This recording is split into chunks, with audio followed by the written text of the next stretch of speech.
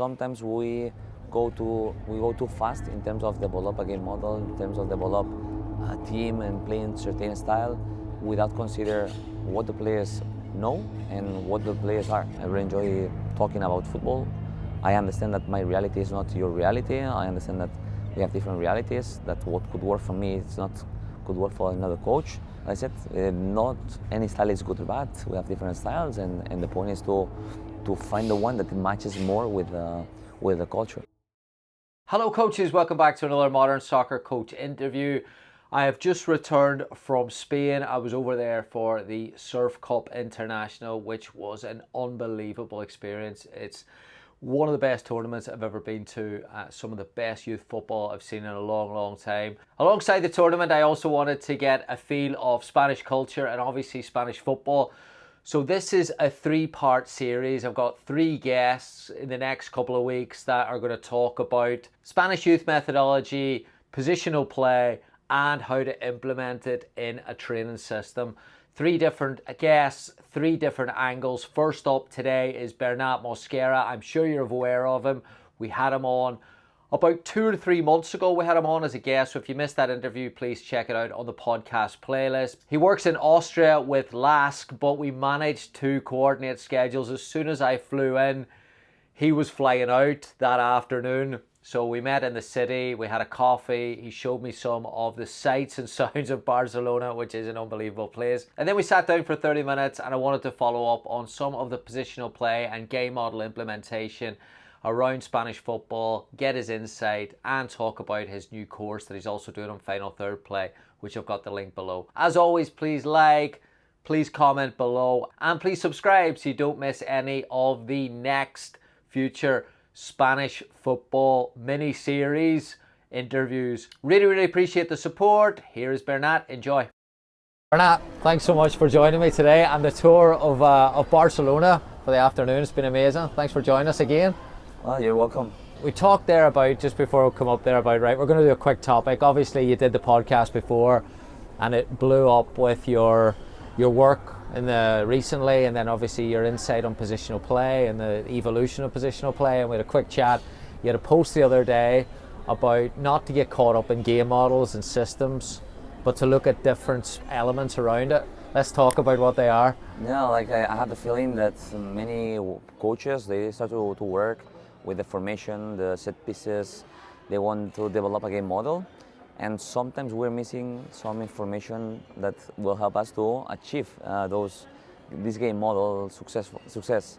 That is about some main questions that for me are very important. It is about if the player must pass or dribble, if the player must be close or farther from the ball, if the player should keep the ball or try to attack fast, and also if the player must press the ball or protect the space. I think that sometimes we want to overcomplicate some stuff. I'm not sure why. Maybe some coaches, we want to show the player that we know a lot about football, and sometimes go to the basics and make something easier and simple for the player. We'll have a better communication, be more effective, and also realize if we are really helping the player to develop his football abilities. And yeah, I think that these 4 questions are pretty simple, but at the same time really difficult to achieve. I think it's such a great topic because game intelligence, decision making are probably the biggest focus for coaches today. I think a lot of people think that the game model must be in place at a really high level in order to coach that, but what you're saying there is the game model isn't the starting point, perhaps? Well, I think that at some points, well, depending on our level, yeah, we always consider the player as the main topic, the cornerstone of our team. Not every player is the same. Every player is different. Sometimes we discussed before about that we are looking for what the player can improve, and not what the player is already and what are their strengths. But yeah, I think that sometimes we go too fast in terms of develop a game model, in terms of develop a team and playing certain style, without consider what the players know and what the players are. I think that once we know more each other, the coach, the players, the staff. In my case, I'm in Austria and the culture is different. I cannot expect that we are playing like a Spanish team. then I think that the point is that we must to consider what is our environment, what is our reality, what we have to face, and after that try to step by step implement what is the best for us. One of those points that you said was when to go fast and when to go slow and to keep possession. And I think it's probably the most difficult. We're getting more education on verticality now, and even the game seems to be moving that direction, but possession's still an important component. What's some advice to coaches as they build that out to balance verticality and possession? I think that it's a really difficult topic, because always when we think about the possession, our thought is, okay, let's go to attack, let's go to score. And it seems that if you're not going straight to score, you're losing time, you're wasting time. And it's something that it doesn't go in the direction that we want. But the other day I've been talking with a great coach, and we talked that sometimes the possession must be to settle the team, or sometimes to frustrate the opponent. You have a little more of possession, you slow down the rhythm, you go to one side to the other one, not just to attack, just to try to slow down a little bit the rhythm, to sometimes to breathe. You cannot attack and run all the time. I think that college is different because you can sub players every time, but in other countries where you have all these substitutions, then at some point you cannot play at the highest rhythm all the time, and you need to manage those different rhythms. And I think that players need to recognize these moments where, okay, we are losing the option to score. If we want to attack fast, probably we'll lose the ball. Maybe right now it's time to slow down and settle the team and be compact, because we talk about be compact on defense and we all together, but sometimes we don't talk about be compact with the ball, and it's another interesting point. And I think that sometimes those things it's difficult to coach.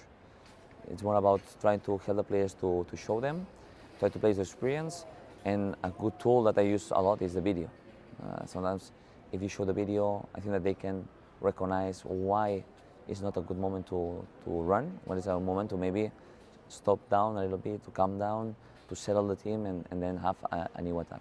We've spent the last probably hour and a half walking around Barcelona, talking about culture, talking about different places you've worked, different experiences you've had, the importance of the stuff I've learned about Spanish culture and different areas and different behaviours.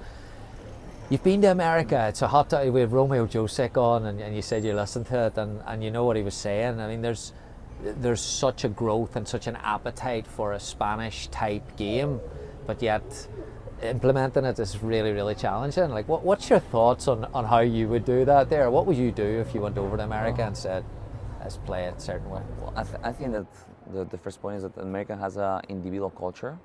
It's a country that there's stories about successful stories. Nobody is hearing stories about someone who loses the war. It's about the heroes, and I think that this is a country that has this culture. I think that this also influences a lot in terms of how we play football. We have the striker that scored many goals. We have the superstar. I think that also happens this on basketball at some point.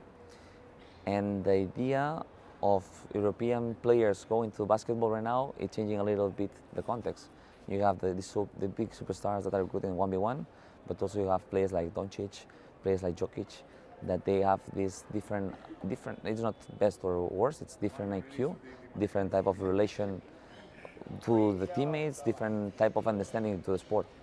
I think that as a coaches, sometimes we don't put enough emphasize, or we are not giving enough positive feedback when something goes in the direction that we think that is the best.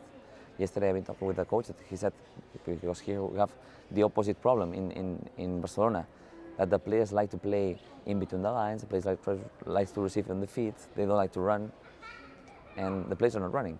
And when you're not running, then the attack sometimes could be a little bit stuck. It's not fluid, and you need those runs. And then I said to the coach, but when a player is doing this run, are you saying to him, oh, good run, or are you just not saying nothing? I said, maybe I'm not giving the positive feedback, and probably this is a problem.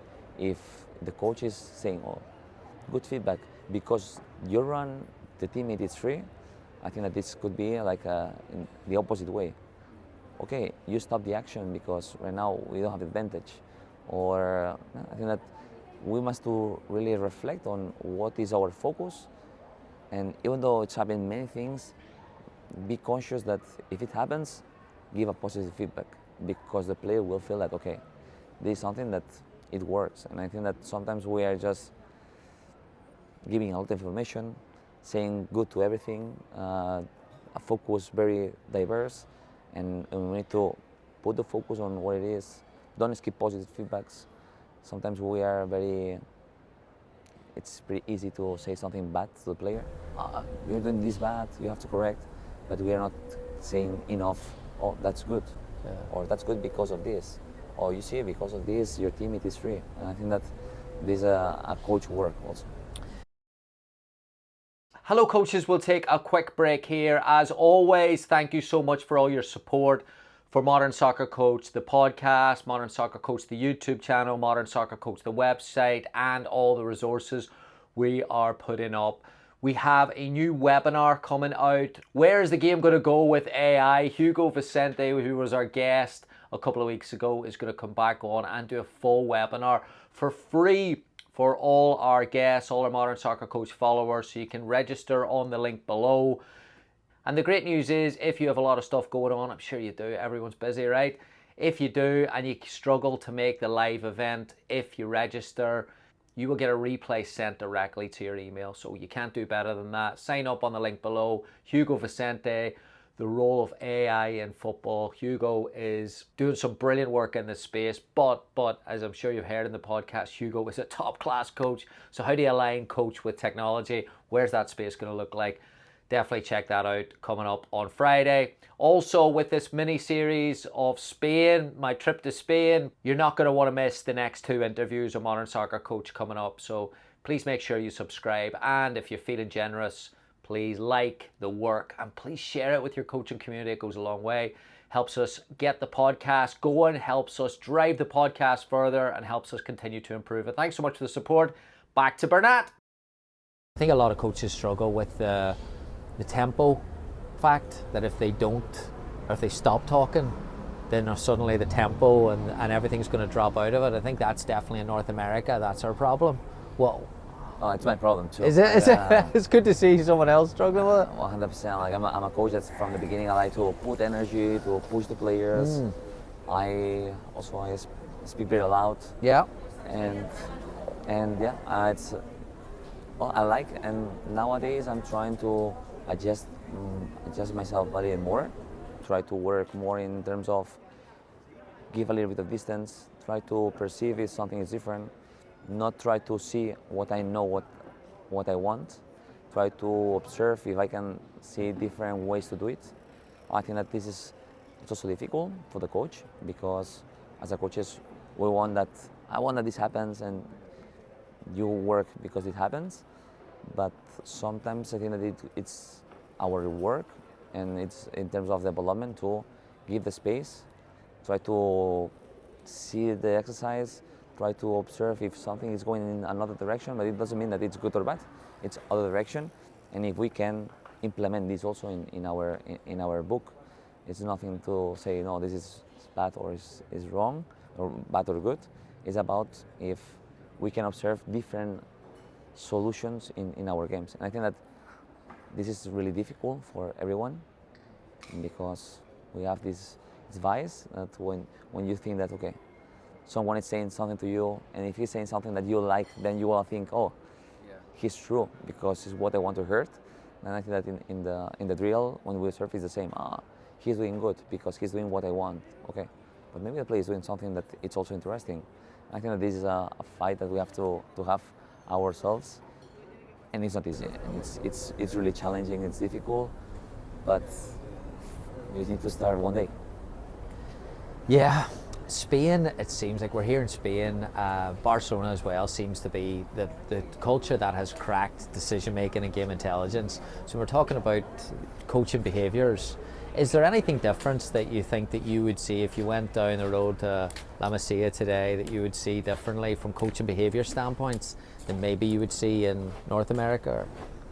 Well, I have the feeling that here, as I said before, Catalonia has his own story about the people here like to do the way in a certain way. It's not just do it or achieve something, we like to make it in and feel proud that we're doing in certain way. And I think that that's the influence of Football Club Barcelona, but it came from the culture of the region of the country of Catalonia, well, country with the region of Catalonia, and the idea is that we have this culture, and I think that Barcelona is a clear example. We don't want just to win; we want to win in a certain style.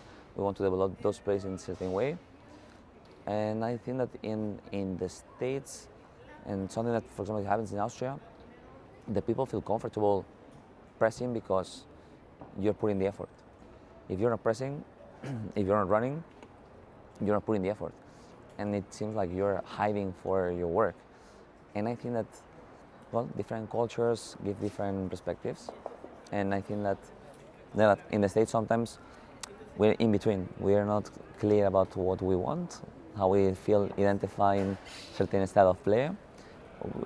The Americans are still finding the way that they feel more comfortable with, and like I said, not any style is good or bad. We have different styles, and the point is to find the one that matches more with the culture. Oh, this is fascinating. America, we have this battle, win versus development, which is ridiculous. You can do both, and you probably have to do both at the highest level. But nobody talks about. He's talking about more than a club philosophy. There's also like the theatre, the arts, entertainment has to look a certain way. You know, like the bravado that you said. No one ever talks about entertainment and football in our culture in the US. Well, because I think it's a boring sport. If you think about basketball, how many the score it's bigger. You have many the players, the 3 points. You have different scores. If it's longer, 3 points. If it's closer, 2 points. How many time breaks you have? A lot of them. In the time break, you can have more show. It's more entertainment. Because of the rules, you have 8 seconds to cross and 24 to shot. If not, you lose the possession. This invites you to attack and make the things happen. This doesn't happen in football. Should we put a shot clock in place? It's going to be different sport. It's going to be different sport, and that's why sometimes it doesn't fit too much in this highlight entertainment culture, and it's different. The people that wants to be entertained in football, probably they will not be entertained because it's a bit different. The people loves it because it's an inner feeling. It's a deeper feeling.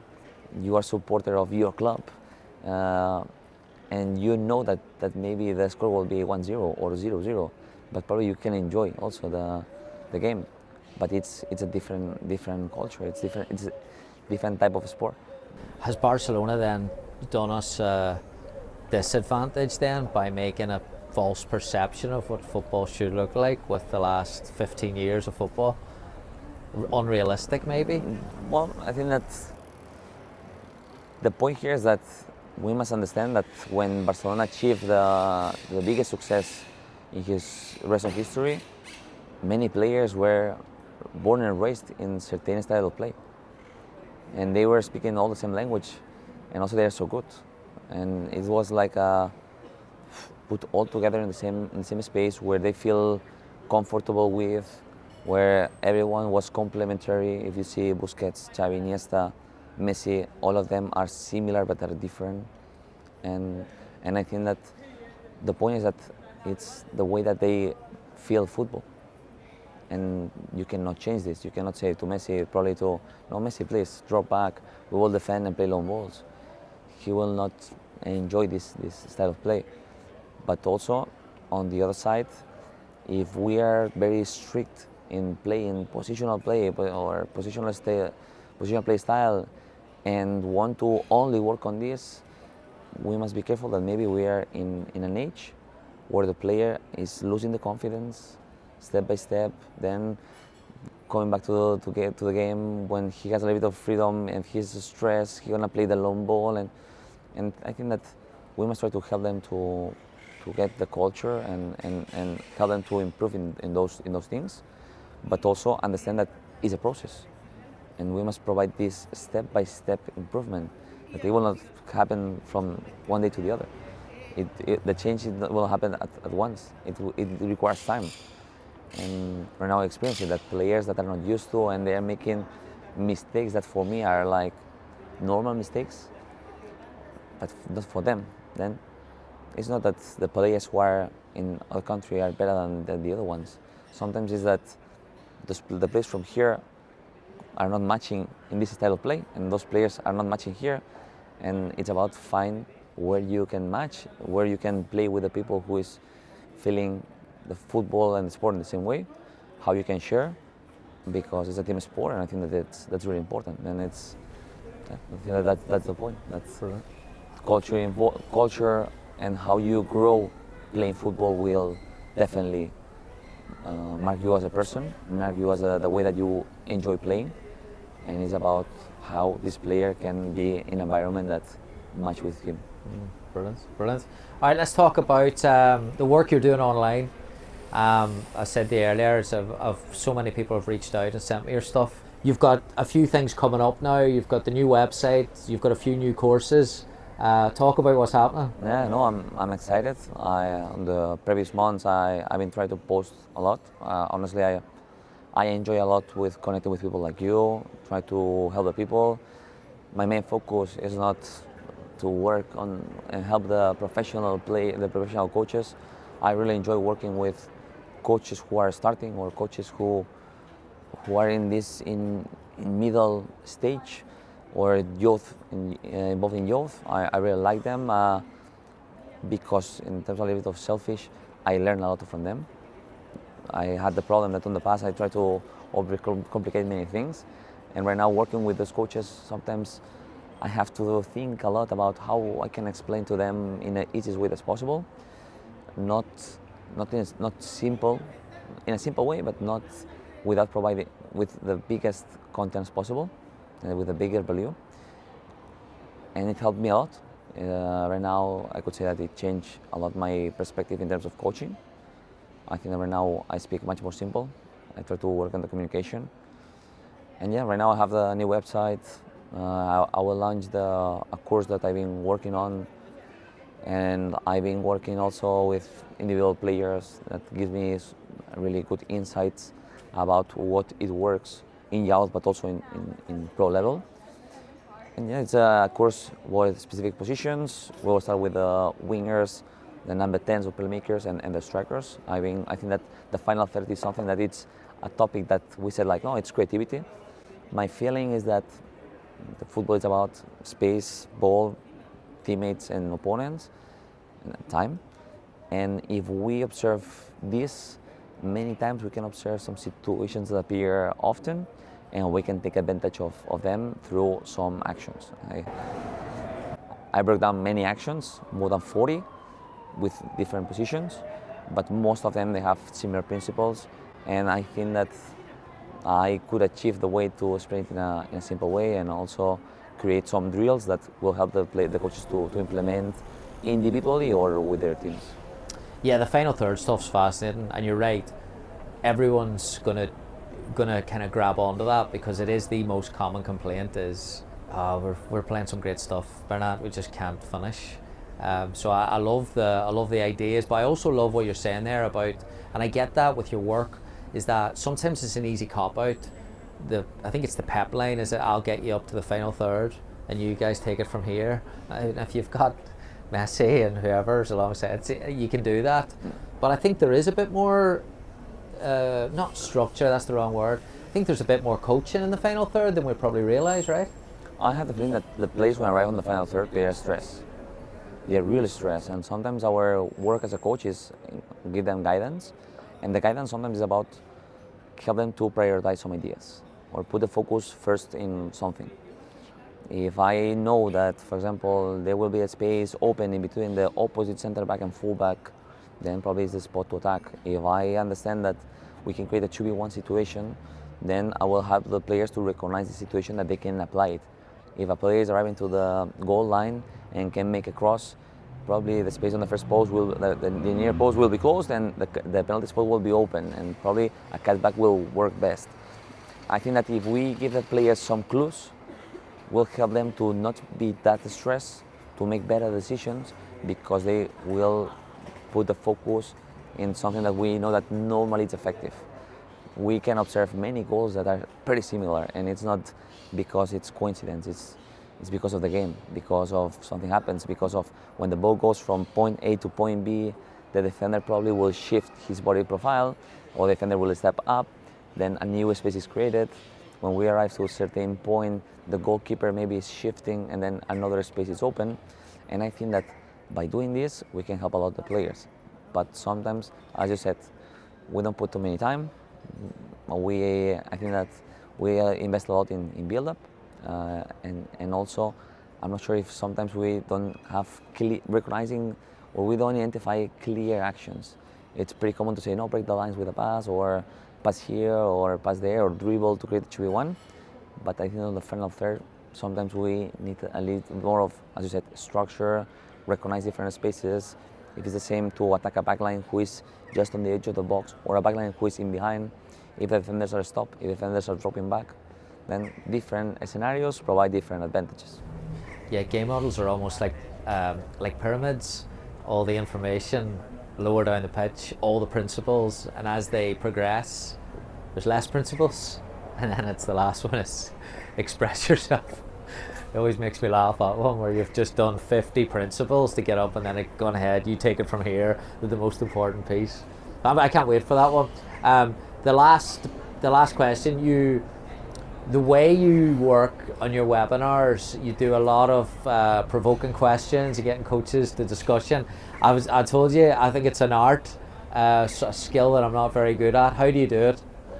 Well, I think that I have a group where we have some classes sometimes, and I enjoy trying to listen to the coaches, because I think that that's the point. I think that sometimes, as the one who is speaking, we think that we are speaking good, and many times when we ask something with information that we receive, probably we can adjust our way of communicate.